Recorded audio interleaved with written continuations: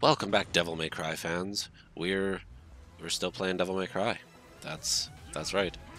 Um, we're now 11 episodes into this series, and we're fighting a new dude. And he looks like one of those spirit dudes from before, just with glowier eyes, I guess.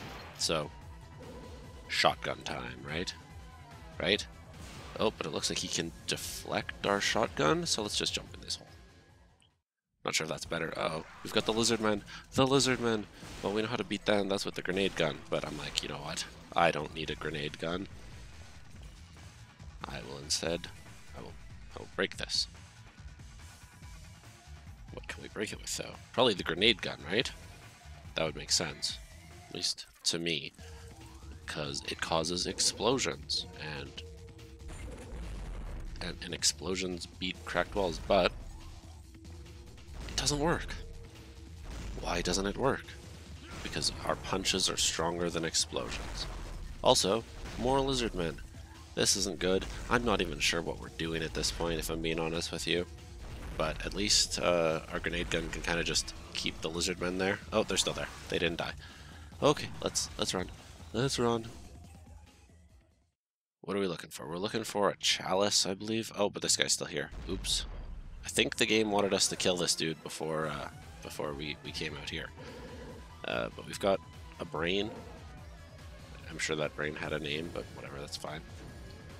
And we should probably go out and actually take care of him. But oh no, the lizard men are still here. And there are more of them. Like, so many more of them. This is bad.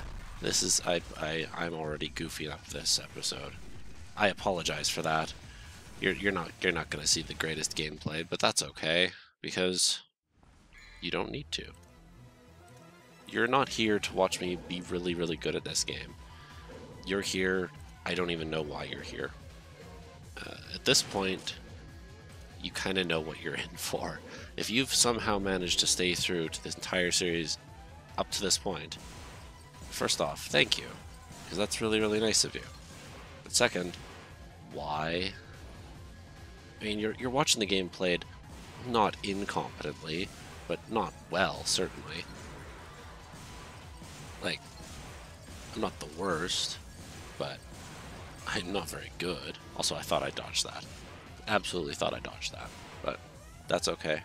It's okay, game. So basically, this boss, only from what I can tell, has like 2 attacks. One is to send those little spirally things on the floor, which just propels you in midair and makes it easy for him to hit you. And then he also comes down and tries to slash you. Not the most difficult boss in the world. In fact, I'm going to assume this doesn't count as a boss, considering he doesn't have a health bar, which I've now learned. Thanks, probably, to the comments, who have told me. But I learned it myself. I would think this counts as a mini-boss, though, right? I mean, he has his own arena. He's an enemy we haven't seen before. He looks like a stronger version of enemies we have seen before. To me, that means mini-boss. But that's just me. I'm, at this point, not sure how to even beat this dude. It doesn't look like we can punch him properly. But it's not working too well to just shoot him because he keeps deflecting that. So, also, this is what happens when you get caught in that cycle. It's annoying. It's a little bit annoying. I kept trying to punch him. It didn't seem like it was working, and then it did work there. I'm not sure what counts as a hit on him. It seemed like he was just teleporting through it, but whatever, game. Yes, I do see that blue orb. No, I'm not entirely sure how to get it, and I'm not going to waste my time trying to get it.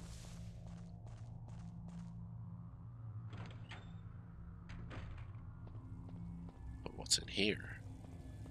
I assume we could have gone to that door up there, which probably would have been something, but I didn't. I decided to go down, and now we're here. Gotta put a thing there, and we got that chalice. That's good. And then the door got locked, and the other door. Oh, there's the upper door. Okay, so it didn't really matter which way we came into this arena. The point is, we're here. And it's the dude from before, who we already beat once.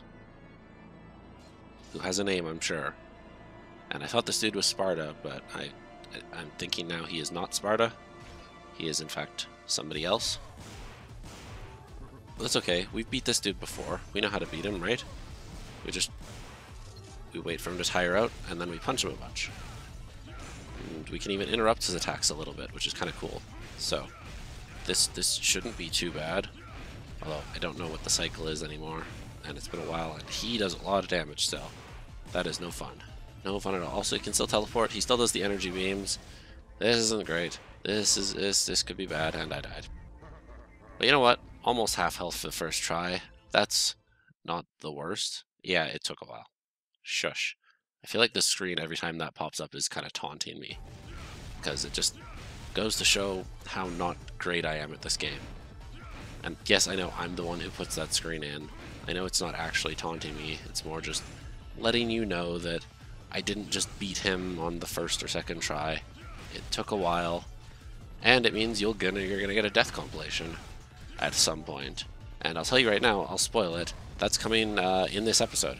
I'm not even gonna make you wait for it. If you want to see me every single time I fought this boss, you're gonna be able to do it in this episode, because, well, it's otherwise a short episode. That's why. It's not complicated. So he's got a couple of sword slices. When he teleports, he either does the lunging strike there, or he does the energy beam. His one attack that sends you in the air, and then he does a little combo, does a lot of damage.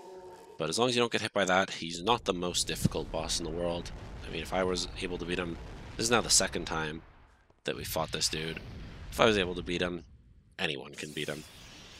Anyway, he teleported, which means we're probably going to see him again, because this game really likes reusing bosses. I mean, how many times did we fight the Spider Scorpion dude? Like 3? 2? Plus he showed up another couple of times. It feels... I don't want to say it's lazy. Also, there was health here this whole time, if I can jump and get it. And if I would have known that, maybe I wouldn't have had so many deaths. But that's okay. In one of the other playthroughs, or versions of that fight, he came up here, so I presume we have to come up here. But I missed the jump. The platforming controls in this game are just... they're just bad. They're just no good. They're bad and also very not good. It's imprecise, which is not really what you want from a game that puts such a heavy emphasis on precision, you know? Like, the combat, people are like, oh, the combat's so tight, it's so good, and I'm just like, well, it's kinda, I guess, sure. But also, then you have to jump around, and you have to try to be precise with that, and it just doesn't work. And I don't know, guys.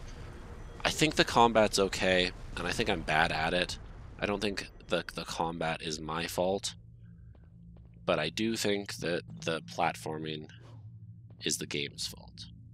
Like, I will own being bad at the combat, but I'm not going to own being bad at the platforming. That's a control and a camera thing. Anyway, that was the mission. It was basically a mini-boss and then a boss. I gotta see. You know what? I'm improving from the constant Ds, so that's good. Here is the boss fights I had, the several attempts later, and I'll be back next time to progress farther in this dumb video game.